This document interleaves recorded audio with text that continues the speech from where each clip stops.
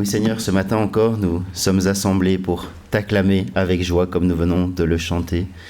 Et Seigneur, merci de veiller sur les membres qui n'ont pas pu se joindre à nous ce matin, là où ils sont et dans les souffrances qu'ils subissent pour l'instant. Seigneur, veille sur eux, pose ta main sur eux afin qu'ils soient eux aussi dans la joie et qu'ils puissent t'acclamer. Amen. Bien, je suis avec vous tous les jours jusqu'à la fin du monde.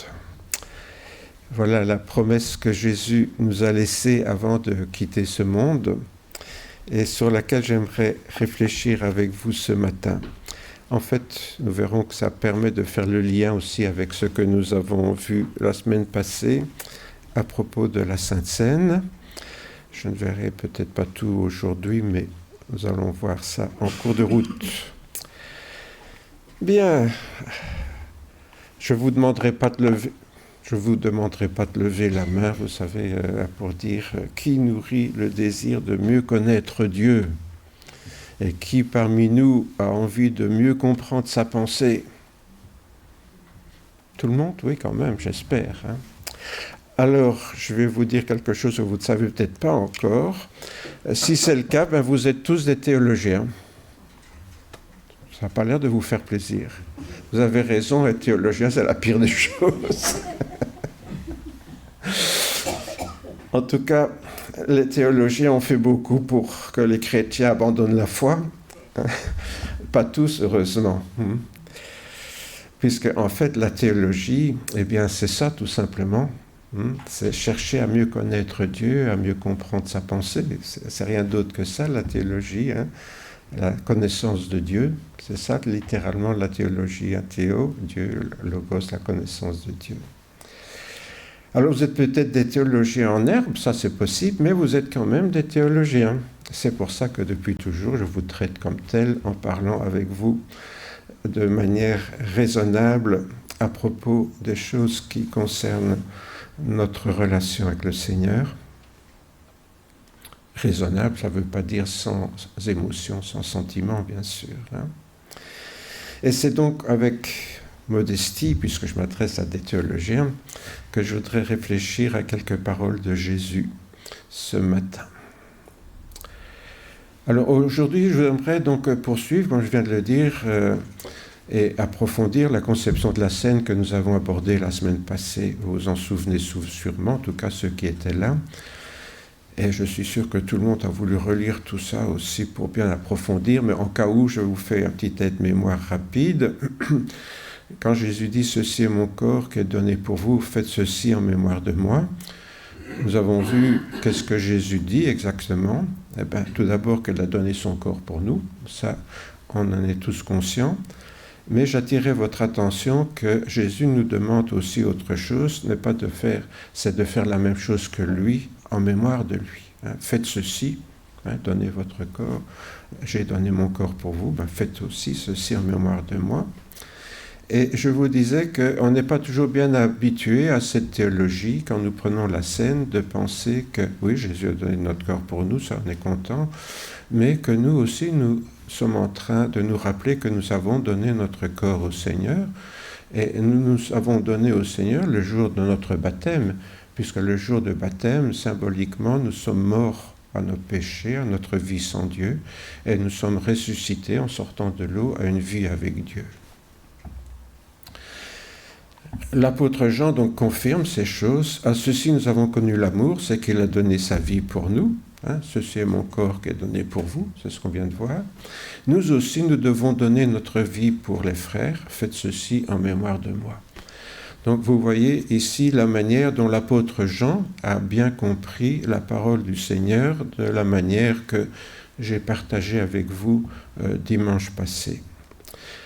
Et tout comme Jésus l'a fait, donc donner notre vie pour les frères n'est pas du tout un concept abstrait. Je donne ma vie pour mes frères, oui, mais c'est du concret ça. Quand Jésus a dit « je donne ma vie pour vous », ce n'était pas une image. Il est vraiment mort sur la croix, il a souffert sur la croix pour nous. Ce n'était pas simplement un concept, c'était une réalité bien concrète. Et l'apôtre Paul confirmera encore si c'est nécessaire: je vous exhorte donc, frères, par les compassions de Dieu, à offrir vos corps comme un sacrifice vivant, saint, agréable à Dieu, ce qui sera de votre part un culte raisonnable.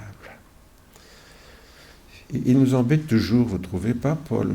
Nous, on a donné notre âme au Seigneur, on a donné notre esprit au Seigneur, mais notre corps, quand même, c'est quand même bien à nous, notre corps. Et puis en plus, le donner pour nos frères, il ne faut pas pousser bobonne. Hein.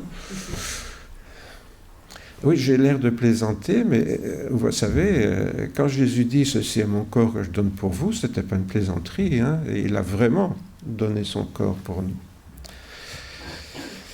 Alors revenons encore une fois, parce que cela nous y ramène, donc au pain de la Cène, puisqu'il est plein de promesses pour nous.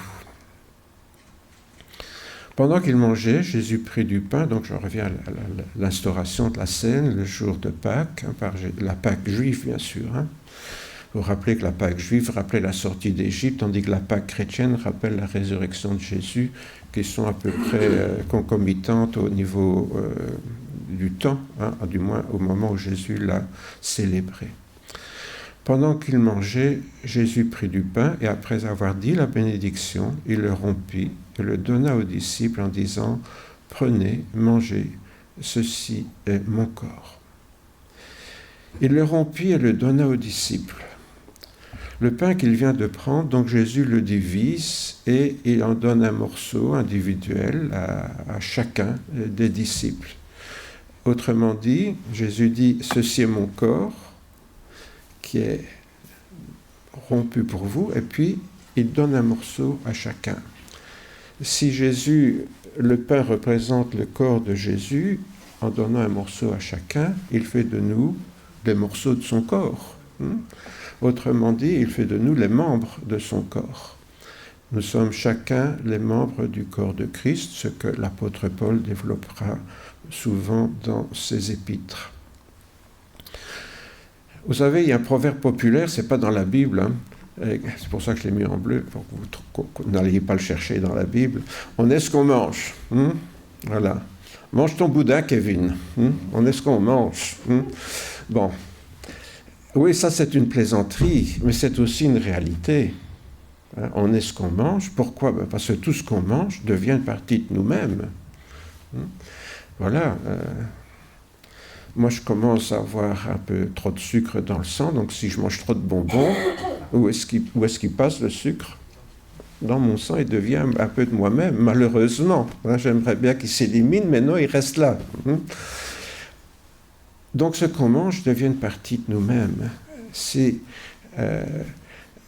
comment dirais-je, Jésus donc annonce qu'à travers la conversion, chaque disciple devient une partie, un membre de son corps qui est visible, l'Église, une Église qui est invisible et que Jésus seul connaît. Pourquoi je dis une Église invisible? Parce que l'Église, ce qu'on appelle l'Église universelle, c'est tous ceux qui sont vraiment devenus des enfants de Dieu en donnant leur vie au Seigneur. Vous connaissez tous les gens qui ont fait ça dans le monde, vous? Non? Et en plus, ils sont dispersés dans différentes communautés. Bon, il y en a chez les évangéliques, heureusement quelques-uns, mais il y en a chez les réformés, chez les luthériens, chez les catholiques, chez les anglicans, chez les pentecôtistes, enfin chez toutes les dénominations chrétiennes que vous pouvez avoir. Vous trouverez bien quelques personnes, à souhaiter en tout cas qu'il y en ait beaucoup, qui soient vraiment des enfants de Dieu. Et à côté de ça, il y a aussi il y a des ersatz. Il y a des gens qui sont là parce que leur papa leur a dit ou leur maman leur a dit « Allez, viens au culte, sinon tu seras puni. » Bon, ils viennent au culte, mais on ne peut pas dire qu'ils viennent parce qu'ils ont donné leur vie au Seigneur. Vous voyez, et puis il y a plein de gens qui viennent aussi, ils n'ont jamais donné leur vie au Seigneur, mais ils se disent « Si ça ne fait pas de bien, ça ne fera toujours pas de mal, on ne sait jamais. Si jamais Dieu existe, au moins il sera content, je vais à la messe, je vais au culte. » Bon, voilà. Évidemment, tout cela, on ne peut pas dire qu'ils sont membres du corps de Christ. Ce sont des gens superstitieux qui viennent à l'église en se disant, on ne sait jamais, en cas où ça peut servir. puisque le but de la religion, vous le savez, que ce soit malheureusement pour beaucoup de chrétiens comme pour les païens, c'est que Dieu fasse tout ce qu'il faut pour les rendre heureux et leur évite tous les malheurs. Autrement dit, la religion est centrée sur soi, et Dieu est à notre service pour faire ce qu'on a envie. Vous voyez. Évidemment, ce n'est pas tout à fait ça, être le membre du corps de Christ. C'est la raison pour laquelle les dernières paroles que Jésus a prononcées avant de remonter au ciel, et on en vient au thème de ce matin, « Tout pouvoir m'a été donné dans le ciel et sur la terre. Allez, faites de toutes les nations des disciples, baptisez-les au nom du Père, du Fils et du Saint-Esprit, et enseignez-leur à garder tout ce que je vous ai prescrit. Et voici, je suis avec vous tous les jours jusqu'à la fin du monde. » Si on traduit littéralement, la fin du monde, c'est jusqu'à l'achèvement des temps, ou jusqu'à la consommation des siècles, ou jusqu'à la fin de cette ère. C'est une expression un peu difficile à traduire, parce que le mot « monde » en grec peut se traduire le monde visible, tout ce qu'on voit, ou bien les temps, le temps. Donc c'est pour ça que Jésus dira par exemple les enfants de ce siècle sont plus sages que les fils de Dieu. Les enfants de ce siècle ou de ce monde, vous voyez, c'est un mot un peu difficile à traduire. Donc on peut le comprendre de différentes façons. Mais là n'est pas mon propos ce matin. Tout pouvoir donc m'a été donné dans le ciel et sur la terre, fait de toutes les nations ici, baptisez-les au nom du Père, du Fils et du Saint-Esprit. Pourquoi faut-il baptiser les croyants ou les nouveaux croyants au nom du Père, du Fils et du Saint-Esprit? On sait que le baptême, c'est la confirmation de la conversion. J'ai déjà dit souvent, à la différence de nos amis catholiques, on ne devient pas chrétien en étant baptisé, on se fait baptiser parce qu'on est devenu chrétien. Ce n'est pas du tout la même chose, ce n'est pas le même ordre. Je me convertis, donc je me fais baptiser. Tandis que pour les catholiques, je me fais baptiser, donc je deviens chrétien. C'est pour ça que tout le monde est chrétien en Belgique, même ceux qui n'ont jamais pensé à Dieu de leur vie, parce qu'ils ont été baptisés quand ils étaient bébés. Vous voyez, c'est un peu tout à fait le contraire de la perception que nous pouvons en avoir. Bien, nous baptisons donc les gens qui se sont convertis. Pourquoi ? Parce que chaque disciple entre ainsi dans le plan de salut que le Père a conçu. Vous savez que quand on parle de Dieu comme Père, c'est celui qui a conçu, qui a inventé notre plan de salut. Pourquoi est-ce qu'on parle du Fils ? Parce que c'est lui qui a accompli notre salut sur la croix, en mourant et en ressuscitant. Et pourquoi est-ce qu'on parle du Saint-Esprit ? Parce que c'est le Saint-Esprit qui, en nous éclairant et en nous convainquant de péché, nous fait entrer dans ce plan de salut. Donc, quand on parle du baptême, de notre engagement avec Dieu, on s'aperçoit que c'est toute la plénitude de Dieu qui participe à notre salut.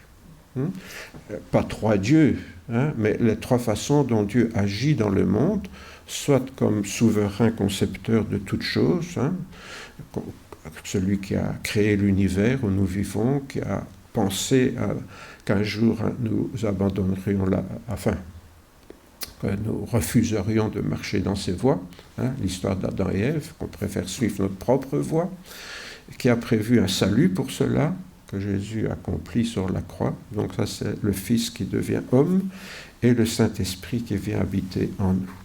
Donc, quand on dit baptiser au nom du Père, du Fils et du Saint-Esprit, c'est parce que toute la plénitude de Dieu participe à notre salut.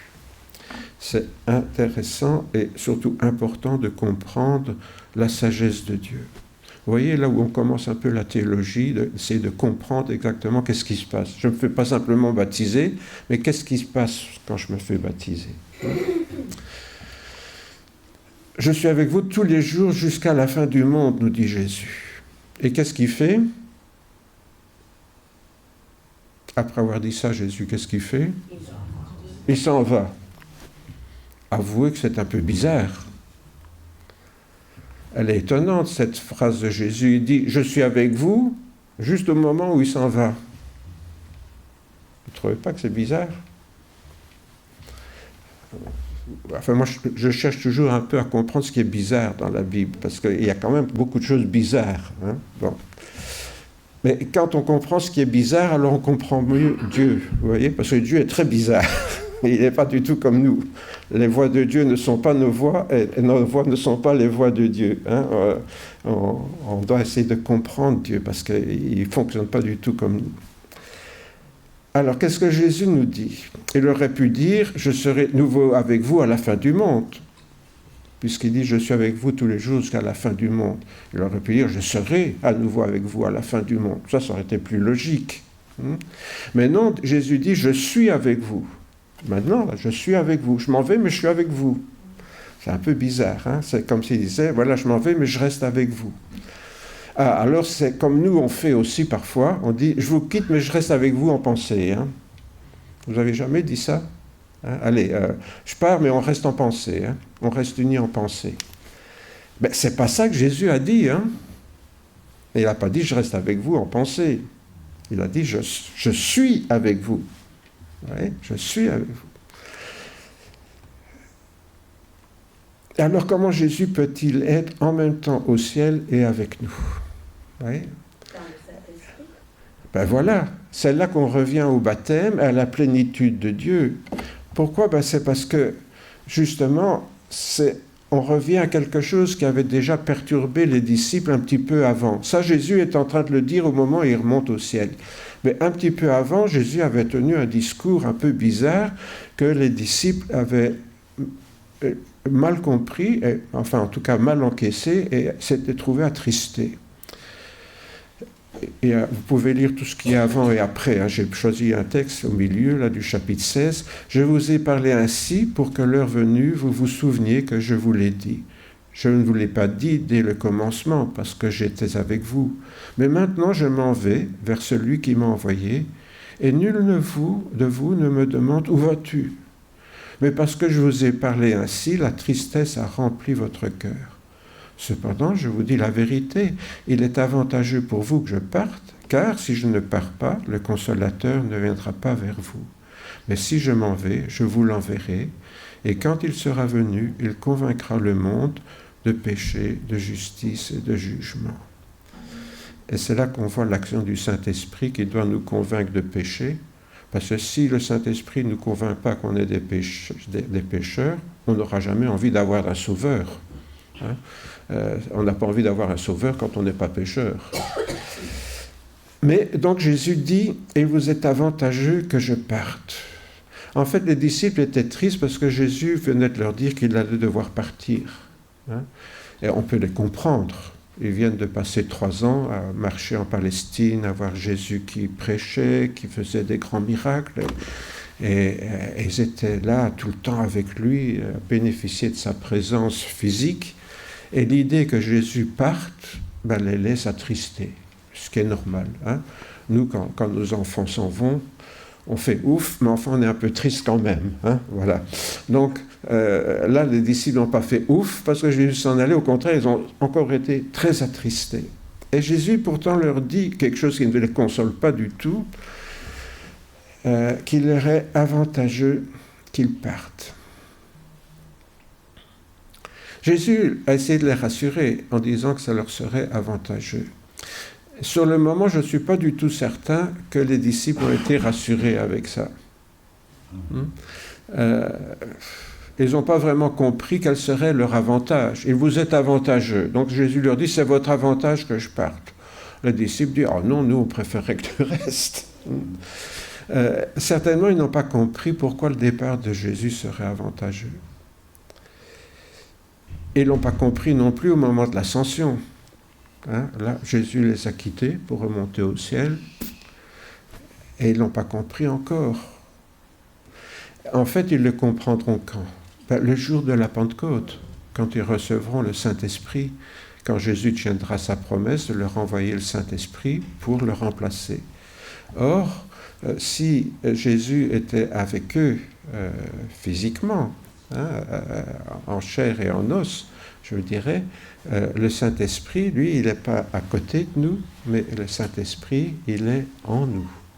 Et c'est là, évidemment, l'intérêt du départ de Jésus, c'est qu'au lieu d'avoir quelqu'un qui marche à côté de nous le temps qu'on est sur la terre, il y a Dieu qui vient carrément en nous. C'est le même Dieu, hein, mais au lieu d'être à côté de nous, il vient en nous. Et là, alors, les disciples ont compris quel était leur avantage.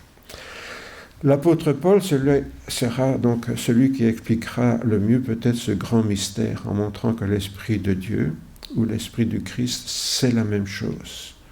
Donc le Christ est l'incarnation de Dieu. Vous savez que c'est encore quelque chose que beaucoup de théologiens mettent en cause, le fait que le Fils Christ ou Dieu, c'est la même chose. On dit, mais non, Jésus c'est un homme, Dieu habitait en lui, comme Dieu peut habiter dans chacun d'entre nous par son esprit. Vous voyez, que Jésus était vraiment Dieu est quelque chose que beaucoup de gens ont du mal à avaler aujourd'hui.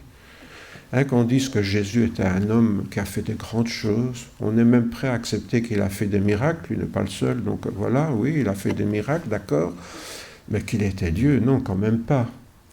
Or, l'apôtre Paul va confirmer ça, on va le voir tout de suite, mais déjà le fait que Jésus dit « Je suis avec vous jusqu'à la fin du monde », aurait dû déjà mettre la puce à l'oreille des apôtres.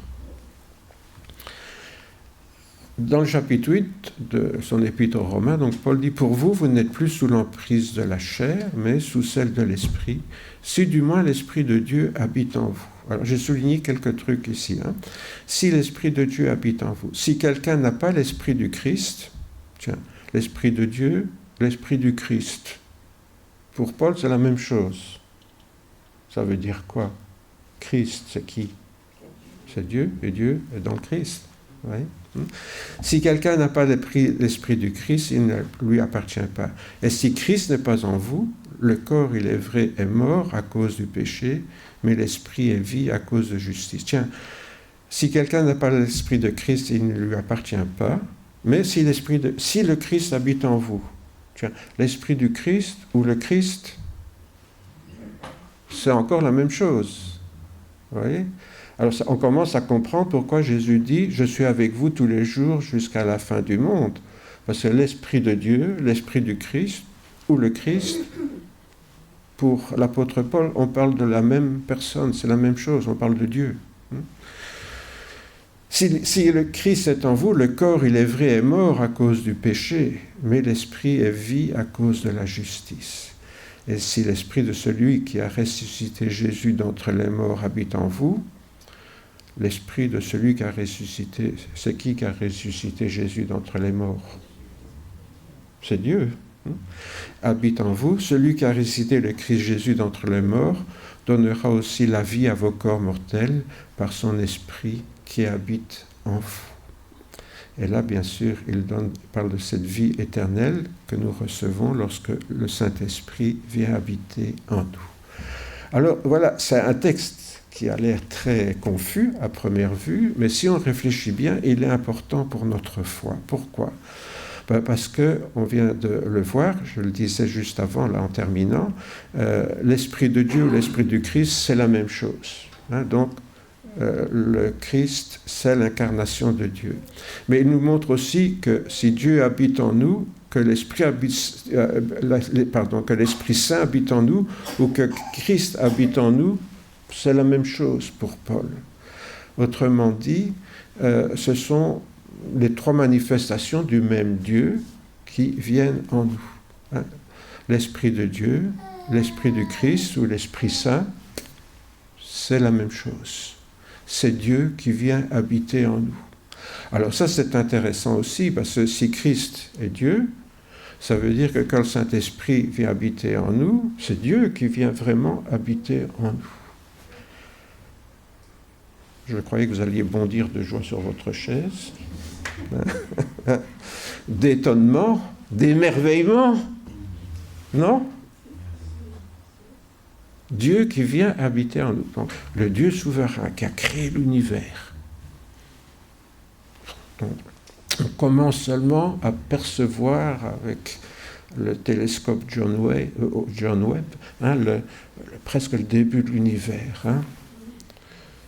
il y a 13 milliards 800 millions d'années, mais les 800 millions d'années sont un peu difficiles, parce que là, c'est la zone obscure. L'univers est tellement dense que même les photons, les particules lumineuses, n'arrivaient pas à passer à travers. Donc on a du mal à aller plus loin. Hein, mais voilà, on arrive à aller... Un Dieu qui a créé ça, un univers qui est en expansion, qui est comme un ballon qu'on gonfle. Hein, et l'univers est en expansion. Il y a des myriades de galaxies, comme la Voie lactée, où se trouve notre Soleil. Et nous sommes une planète d'une étoile dans la Voie lactée, le Soleil, une toute petite planète bleue. Et on est des petites fourmis, là, sur cette Terre. Et puis Dieu a dit, moi je voudrais bien habiter dans ces petites fourmis-là. C'est quand même extraordinaire, non? Vous ne trouvez pas? Moi, quand je pense à ça, je suis ouf. Hein? On se dit, c'est pas croyable, quoi. Hein? C'est d'ailleurs pour ça que beaucoup de gens ne le croient pas. Hein? Et quand un chrétien explique sa foi, il dit, voilà, vous êtes complètement mégalo, là. Hein? Hein? Vous prenez pour qui, là? Hein? Et c'est vrai.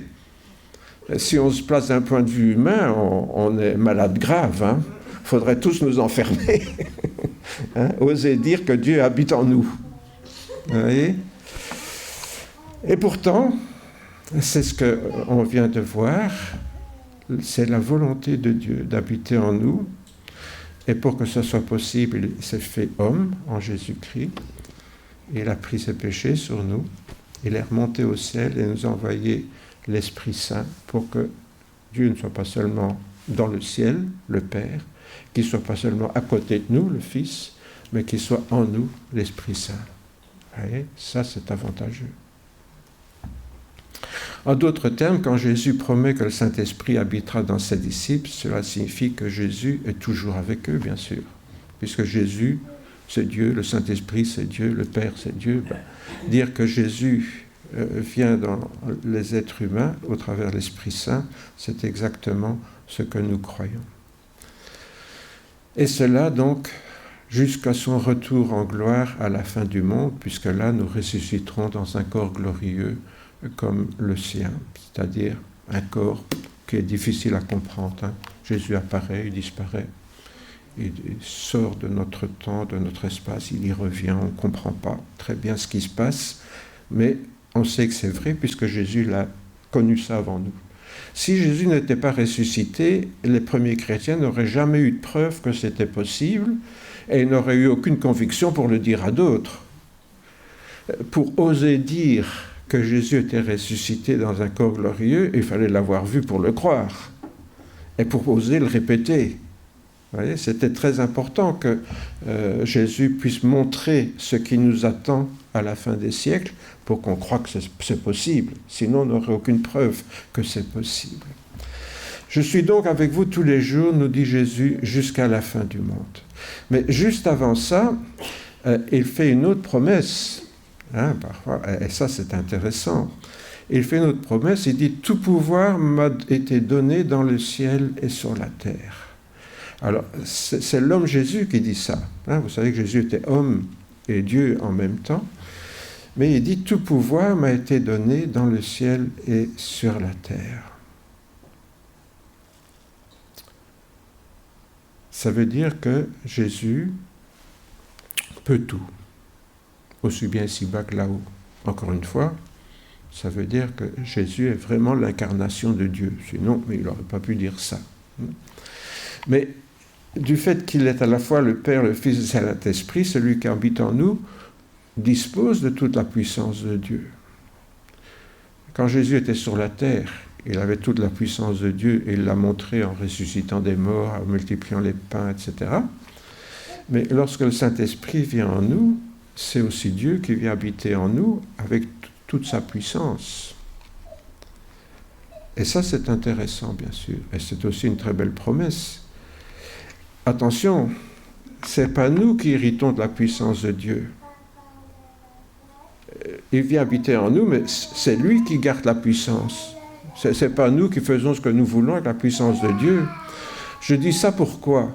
Parce que dans certaines doctrines chrétiennes, notamment dans les églises de Pentecôte, on parle de recharger ses batteries, voyez ? On récupère la puissance de Dieu.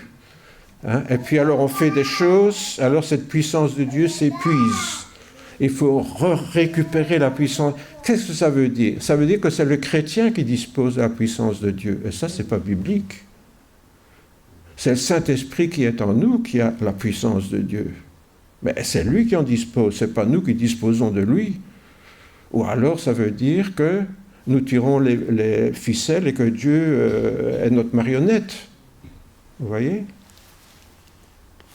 Malheureusement, c'est un petit peu le problème de la doctrine des sacrements dans l'Église catholique. Ce que le prêtre fait dans un sacrement, Dieu le fait automatiquement. Vous voyez, c'est là pour ça que les chrétiens protestants et évangéliques ne sont pas d'accord avec les catholiques. Vous savez, le problème, quand on voit, je fais une parenthèse, là, le problème quand on voit la différence entre catholiques et protestants, c'est pas que les curés ne peuvent pas se marier, que les pasteurs peuvent bien. Hein. Quand on a dit ça, les gens croient que c'est ça la différence. Non, la différence, c'est les sacrements. Pour nous, les sacrements sont des symboles. Tandis que dans l'Église catholique, le prêtre dispose de la puissance de Dieu pour agir à sa place. Vous voyez, ce qu'il fait, Dieu le fait dans les sacrements. Il pardonne les péchés, Dieu pardonne les péchés. Il ne les pardonne pas, Dieu ne pardonne pas. Il dispose de la puissance de Dieu. Il prie pour le pain, c'est plus le pain, ça devient le corps de Jésus. Vous voyez, c'est là qu'est la grande différence. Ça ne veut pas dire que nous n'avons pas des frères parmi les catholiques, parce qu'ils se trompent au niveau de la doctrine. Hein, parce que s'ils ont accepté Jésus comme leur sauveur personnel, qui est mort sur la croix pour leurs péchés, ils sont des enfants de Dieu. Vous voyez ? Mais on peut se tromper sur des choses importantes malgré tout. Donc, ne jetons pas tous nos frères catholiques parce qu'ils n'ont pas la même notion des sacrements que nous, mais ce n'est pas une raison pour partager leur notion de sacrement, parce qu'ils ont accepté Jésus comme leur sauveur, bien sûr. Et ça, c'est le principal quand on trouve quelqu'un qui dit « Je crois que Jésus est le Fils de Dieu », qui s'est incarné en Jésus, que Jésus est mort sur la croix pour mes péchés, qu'il est ressuscité pour me donner la vie, qu'il est remonté au ciel, de quel droit je dirais que cette personne n'est pas chrétienne? Je vous pose la question. Il faudrait que je sois à la place de Dieu pour oser dire ça.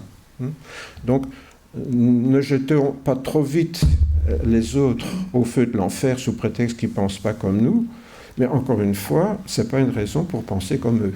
Hein, on peut penser autrement, tout en respectant des frères en Christ qui sont différents. Cette puissance, donc, elle sera toujours celle du Saint-Esprit, et non pas notre puissance. Hein. Donc vous voyez que, d'ailleurs, les catholiques ne sont pas les seuls à se tromper là-dessus, il y a aussi des chrétiens évangéliques. Vous recevez une puissance, celle du Saint-Esprit survenant sur vous, et vous serez mes témoins à Jérusalem, dans toute la Judée, dans la Samarie, jusqu'aux extrémités de la terre. Vous recevrez une puissance, celle du Saint-Esprit survenant. Ça veut dire, ça reste celle du Saint-Esprit. Voyez. Mais, lorsque le Saint-Esprit habite en nous, évidemment, nous sommes au bénéfice de son action en nous. Et son action en nous, déjà, elle nous rend capables de prendre conscience de notre péché pour nous en repentir, mais elle nous rend capables aussi de prendre conscience de notre vocation.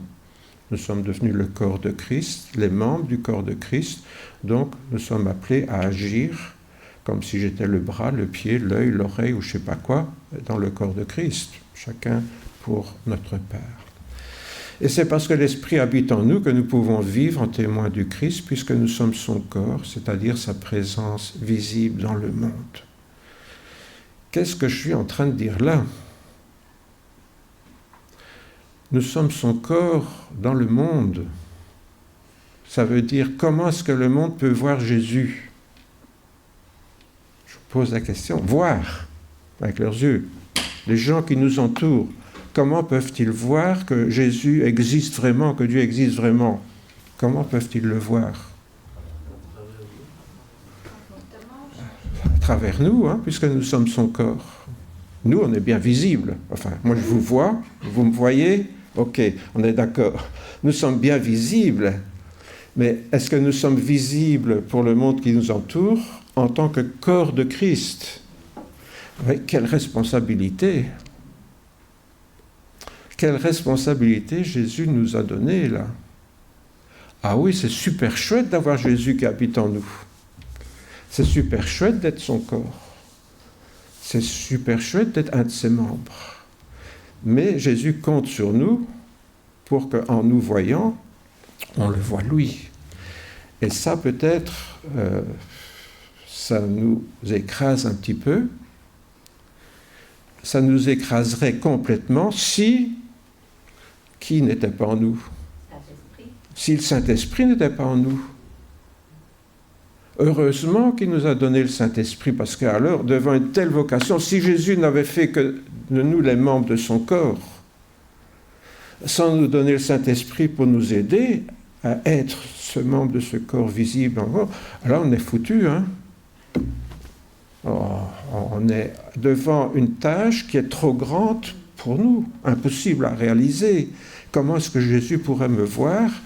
Franchement, quand on me voit, je ne sais pas ce qu'on voit, mais je ne sais pas si on voit vraiment Jésus, parce que je suis un très mauvais exemple. Donc, vous voyez, quelle responsabilité. Donc, nous sommes appelés en tant que membres du corps de Christ à devenir sa présence visible dans le monde.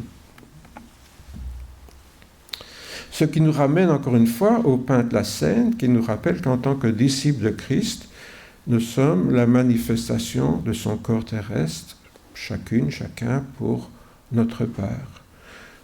Là, nous sommes, en tant qu'Église peut-être, mais sur le plan individuel aussi, les deux. Nous sommes le corps de Jésus visible en ce bas monde. Alors je dis quel privilège, bien sûr, mais aussi quelle responsabilité.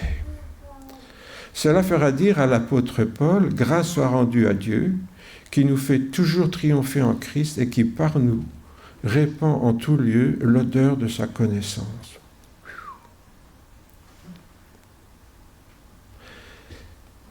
Qui, par nous, répand en tout lieu l'odeur de sa connaissance.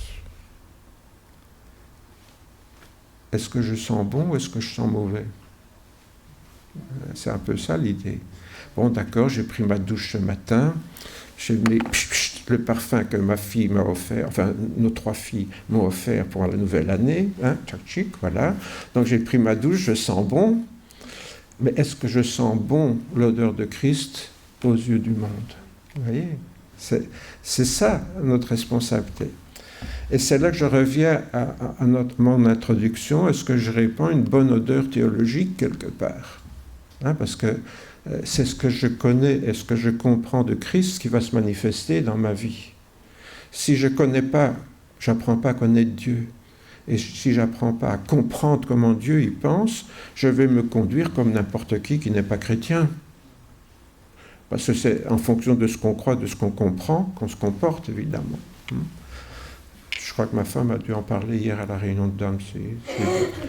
Hein? Donc, il y a un lien entre comment on se voit, comment on voit Dieu et comment on se comporte.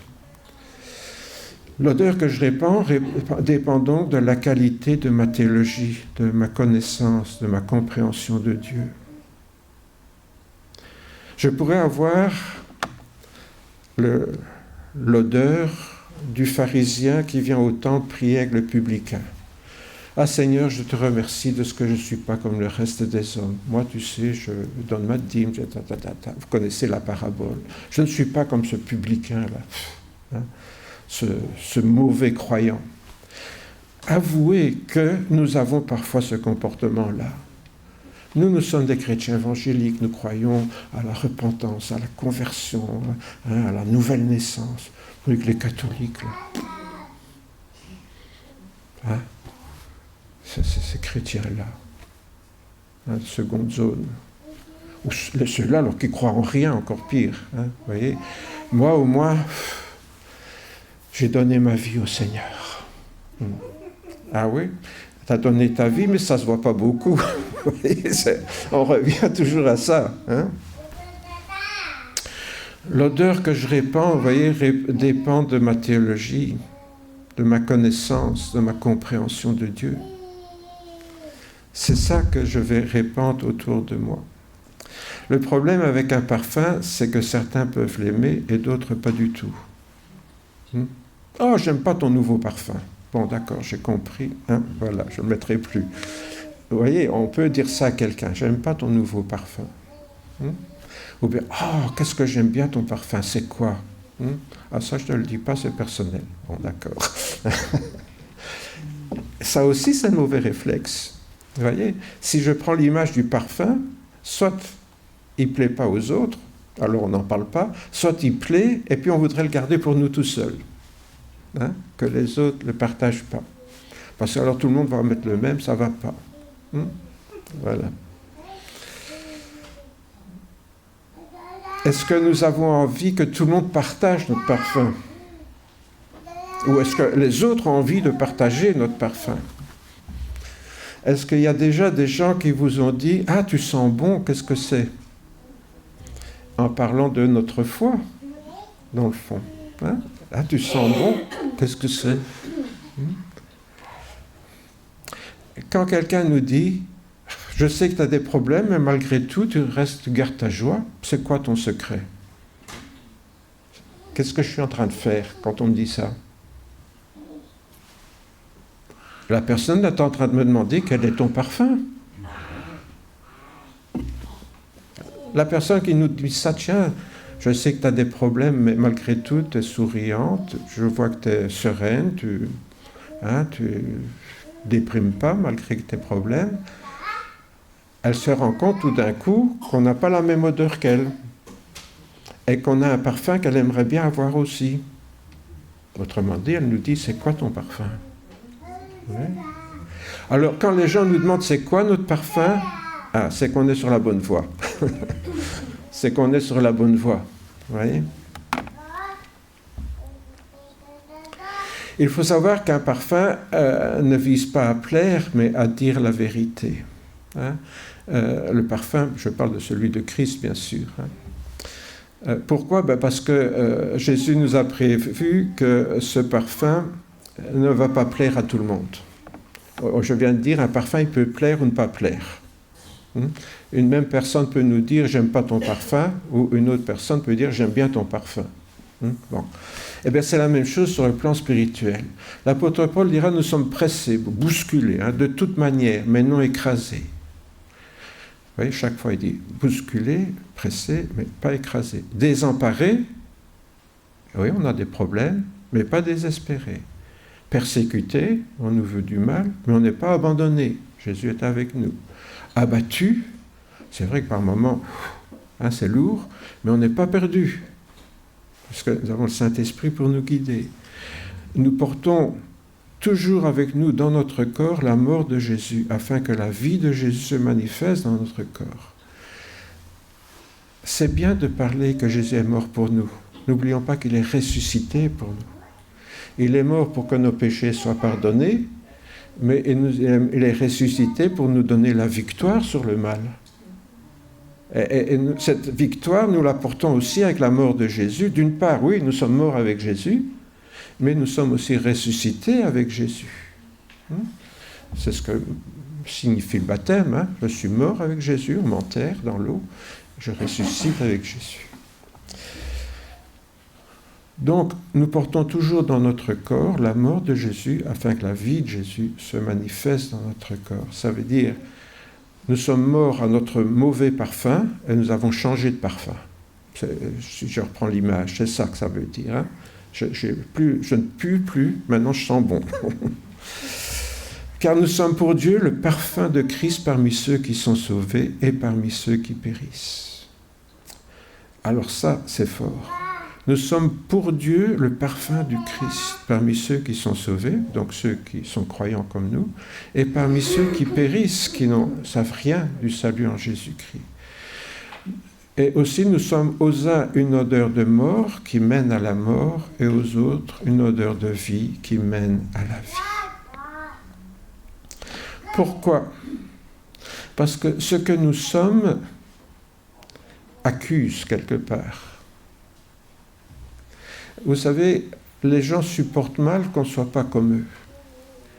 Or, d'un côté, ils vont nous envier parce qu'on garde notre sérénité même au milieu des problèmes, mais en même temps, ça les dérange pourquoi est-ce que lui, il reste comme ça au milieu de ses problèmes, et pourquoi est-ce que moi je déprime?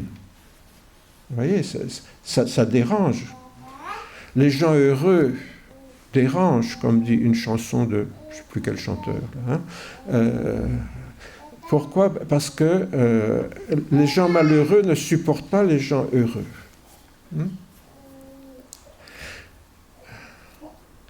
Je vais vous dire un secret. Françoise sur mes oreilles. Quand j'ai rencontré Françoise, que j'ai été dans son église, j'ai appris qu'en fait, il y avait un garçon dans son église qui était fou amoureux d'elle. Si vous l'aviez connue à ce moment-là, vous comprendriez pourquoi. Et elle est encore plus jolie que maintenant. Bon, maintenant, moi je m'amène l'étranger, le Belge, qui débarque dans l'église. Là, je me suis rendu compte, parce que malgré tout, j'étais déjà un petit peu chrétien. Si je commence à manifester toute ma tendresse et mon affection à Françoise, qu'est-ce qui va se passer pour ce garçon-là? Il va être malheureux comme tout. Et il va dire, ben voilà, il me l'a volé, et en plus, il vient me narguer. Vous voyez? Donc, on faisait attention, Françoise et moi, quand nous allions à l'église ou aux réunions de jeunes. Bon, on pouvait éventuellement se tenir gentiment par la main, pas trop le montrer. On évitait de trop étaler notre amour pour ne pas faire de la peine à ceux qui étaient malheureux. Vous voyez? Mais c'est pareil avec notre salut. Vous voyez? Sauf que là, évidemment, nous n'avons pas à cacher notre joie d'être au Seigneur, puisque nous sommes le parfum de Dieu, de Christ au nom de Dieu dans le monde. Dieu nous envoie justement pour répandre l'odeur de Christ dans le monde. Mais automatiquement, il faut le savoir, ça va déranger certains, comme ça va séduire d'autres. Certains vont avoir envie d'être comme nous, et d'autres, on va les agacer, et peut-être même les irriter au point qu'ils vont nous persécuter. Ce qui arrive dans beaucoup de pays dans le monde où les chrétiens dérangent. Pourquoi est-ce qu'on persécute les chrétiens? Parce qu'ils ont dans le cœur une joie que les autres n'ont pas. Et donc, c'est ça, répandre la bonne odeur de Christ, être membre du corps de Christ. C'est pas forcément faire des prédications, etc. C'est respirer comme Dieu respire, comme Dieu, enfin respire, je ne sais pas si Dieu respire, mais comme Jésus respirait quand il était sur la terre et comme il nous invite à le faire.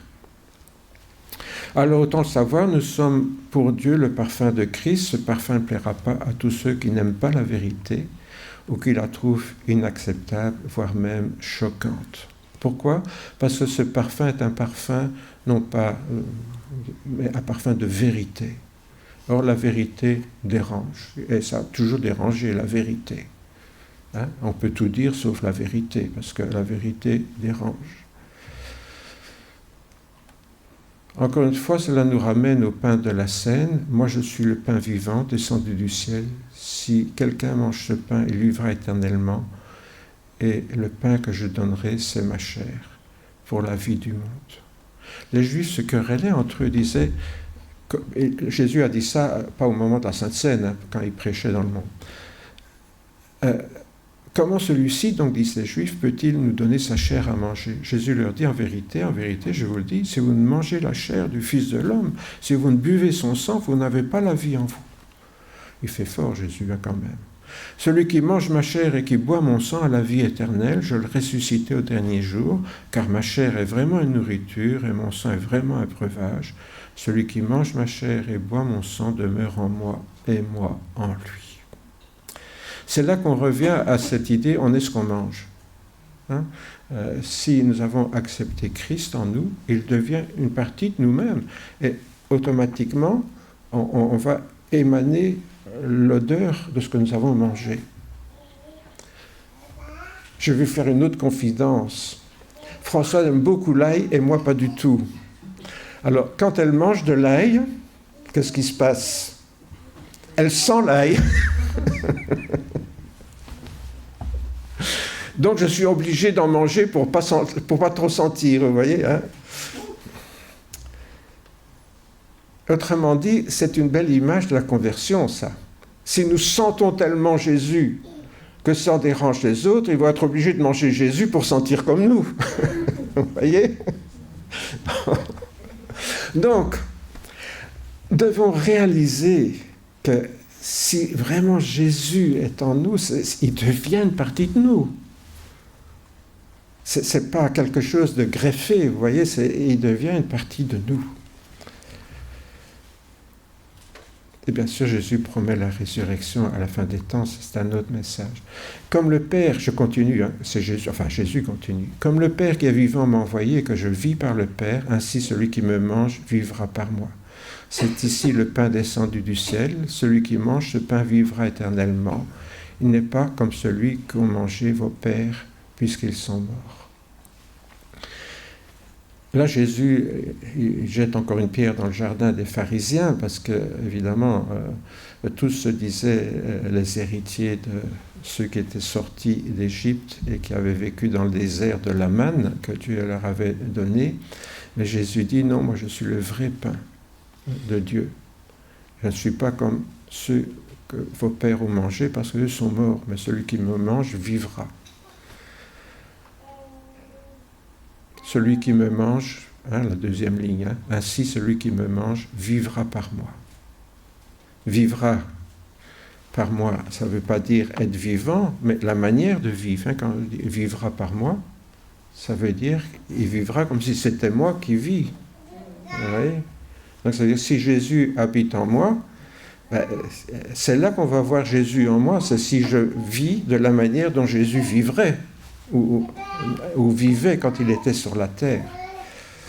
Et celui qui mange ce pain vivra éternellement, ça c'est encore une autre promesse. Non seulement je vis déjà maintenant, et on peut le voir à travers Jésus qui vit en moi, mais aussi je vivrai éternellement lorsque Jésus me ressuscitera. Les auditeurs de Jésus étaient vraiment choqués quand ils prennent littéralement ces paroles. Celui qui mange ma chair et boit mon sang, Jésus les encourage à être des cannibales ou des anthropophages. Il y a de quoi être choqué si on lit simplement les paroles de Jésus. Aujourd'hui, certains croyants aussi prennent toujours ces paroles au premier degré.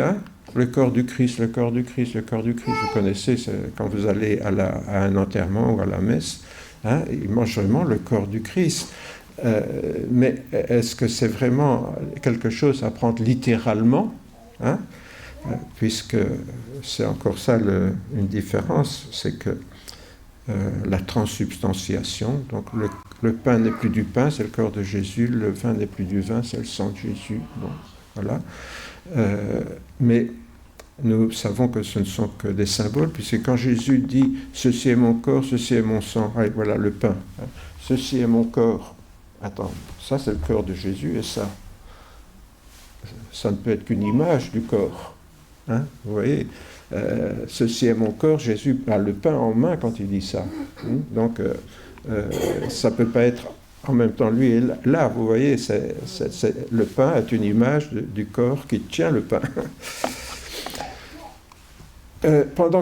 Pourtant, Jésus, juste avant, avait expliqué le sens de ces paroles. Si vous lisez un petit peu avant, dans le même chapitre, dans le texte précédent, donc Jésus terminait avec justement déjà une allusion à la manne que les ancêtres juifs avaient mangée dans le désert. Vous savez, le petit grain blanc qui tombait tous les matins. Jésus leur dit, en vérité, je vous le dis, ce n'est pas Moïse qui vous a donné le pain venu du ciel, mais mon Père vous donne le vrai pain venu du ciel. Car le pain de Dieu, c'est celui qui descend du ciel et qui donne la vie au monde. Et bien sûr, il parle de lui, qui est le vrai pain de Dieu. Ce n'est pas le pain que Moïse a donné au peuple, c'est le pain que Dieu donne pour le salut du monde. Et lui dire, Seigneur, donne-nous toujours de ce pain-là. Mais j'ai dit, moi, je suis le pain de vie. Celui qui vient à moi n'aura jamais faim. Celui qui croit en moi n'aura jamais soif. Mais je vous l'ai dit, vous m'avez vu et vous ne croyez pas. La dernière phrase est intéressante. Pourquoi ? Celui qui vient à moi n'aura jamais faim. Celui qui croit en moi n'aura jamais soif. C'est quoi manger Jésus ? C'est venir à lui et quoi faire ? Croire en lui. C'est ça manger Jésus. Hein. Moi, je suis le pain de vie. Alors, qu'est-ce qu'on fait avec ce pain? On vient vers lui et on croit en lui. Et alors, on n'aura jamais faim ni soif. Vous voyez? Donc, Jésus explique clairement que manger Jésus et boire, manger le pain et boire la coupe, manger Jésus, manger sa chair, boire son sang, c'est venir à lui pour recevoir la vie, pour croire en lui. C'est ça, manger Jésus et boire son sang. Jésus l'avait expliqué avant, mais il dit, vous m'avez vu, vous ne me croyez pas. Beaucoup ont refusé de venir à Jésus pour croire en lui. Telle est pourtant la signification de manger, de le manger. Lui, le pain venu du ciel.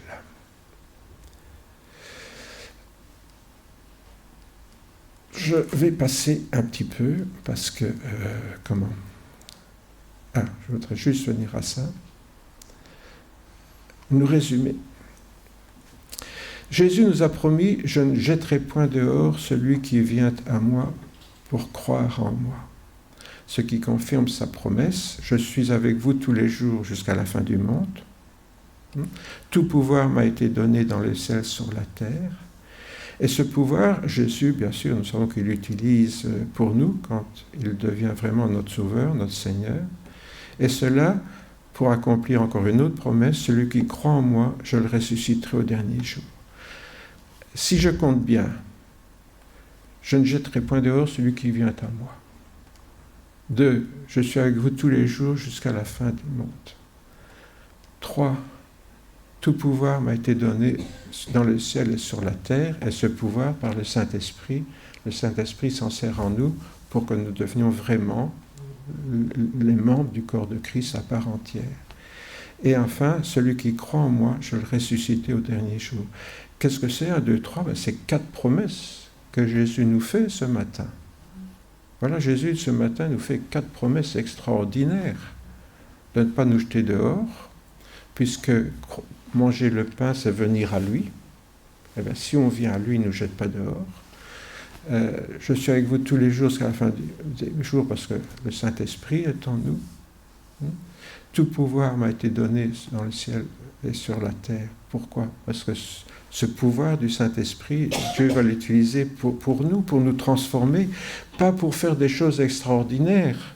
Bien sûr, le Saint-Esprit, au travers nous, peut faire des miracles, des choses extraordinaires. Mais le premier miracle, c'est de faire de nous les membres du corps de Christ. Et on a vu que ce n'est pas une mince affaire. J'espère que je vous en ai convaincu ce matin. Devenir les membres du Christ, alors, le jour où je répandrai autour de moi, en me voyant, on va dire Roger, c'est Jésus sur terre. Alors là, on est loin du compte. La preuve, c'est que vous riez. Donc là, vous me faites beaucoup de peine. Mais en fait, c'est ça. Je serai vraiment le membre corps de Christ le jour où, en me voyant, on verra Jésus. Alors, ce miracle, vous savez, on est peut-être tout un petit peu au début, pour ceux qui sont très patients et qui ont beaucoup de compassion pour tous mes défauts, mais c'est sûr que c'est pas évident, et je suppose pour chacun d'entre nous. C'est ça le travail du Saint-Esprit en nous. La puissance du Saint-Esprit en nous, c'est pour nous changer, nous, pas forcément pour jouer au magicien, là. Et enfin, cette promesse, celui qui croit en moi, je le ressusciterai au dernier jour, vous serez comme moi, le jour de ma résurrection, avec un corps glorieux. Eh bien, quel beau résumé théologique au travers de ces promesses, vous ne trouvez pas ? Vous voyez, vous êtes des théologiens. En herbe, d'accord, mais des théologiens. Vous savez pourquoi on dit en herbe ? Au fait de l'expression. Être, je ne sais pas moi... Il n'est pas encore devenu à maturité. Oui, tout à fait. Mais en parlant de quoi ? Allez, pardon ? Le blé en herbe. Voilà, chère sœur, merci beaucoup. On voit qu'elle a vécu à la campagne. Si vous vous promenez à la campagne maintenant, vous voyez le blé, c'est comme de l'herbe. Et on dit quand quelqu'un est quelque chose, je ne sais pas moi, un politicien en herbe, ça veut dire qu'il n'est pas encore arrivé, qu'il y a les germes, quoi. Eh bien, nous sommes tous, moi le premier, des théologiens en herbe, vous voyez. Mais ça veut dire quoi? Que nous commençons seulement à comprendre qui est Dieu et comment il pense.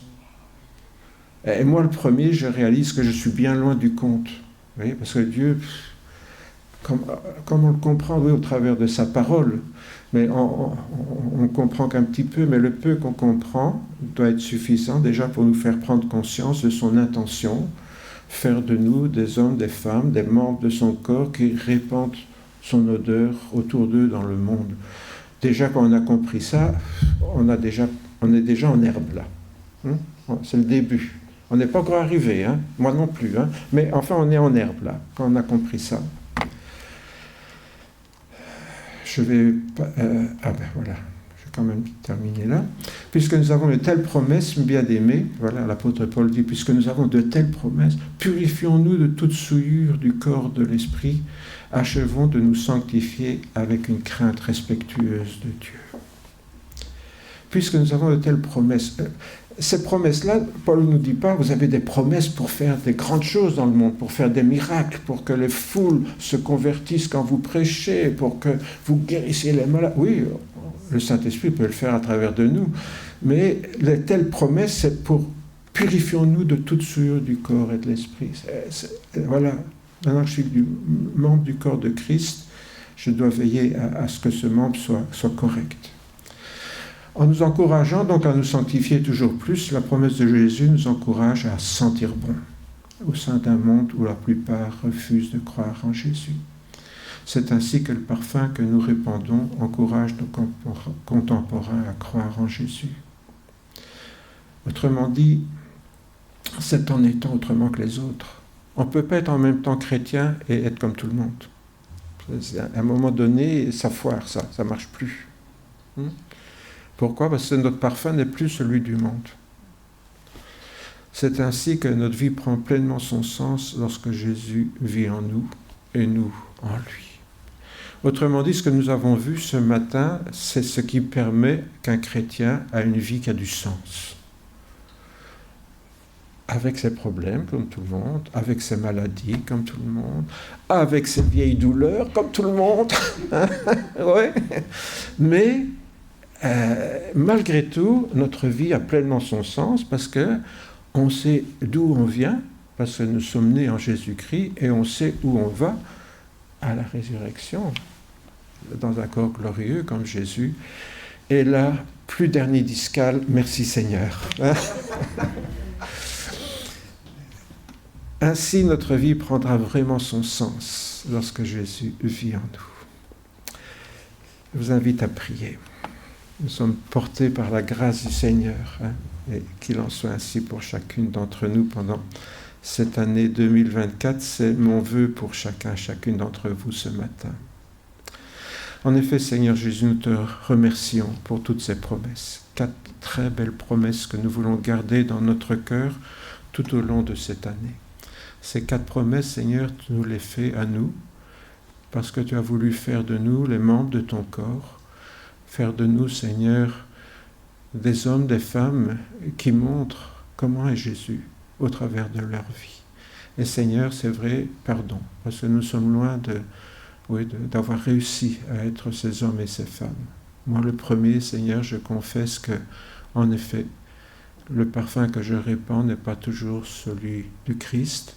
Ça peut être celui, de la colère, des sauts d'humeur, ou que sais-je encore. Et Seigneur, je t'en demande pardon. Mais c'est vrai que tous, d'une façon ou d'une autre, nous avons ce désir, au fond du cœur ce matin, de devenir des hommes et des femmes qui répandent autour de nous la bonne odeur de Jésus. Quand nous voyons, Seigneur, chacun puisse réaliser que oui, nous sommes comme tout le monde avec nos problèmes, mais nous ne sommes pas comme tout le monde parce que nous les affrontons avec toi, qui est en nous et dont nous faisons partie parce que tu es notre tête et nous sommes les membres de ton corps. Oui, Jésus, nous te remercions pour ce privilège. Le Dieu Tout-Puissant a jugé bon de venir habiter en chacune et chacun d'entre nous ce matin.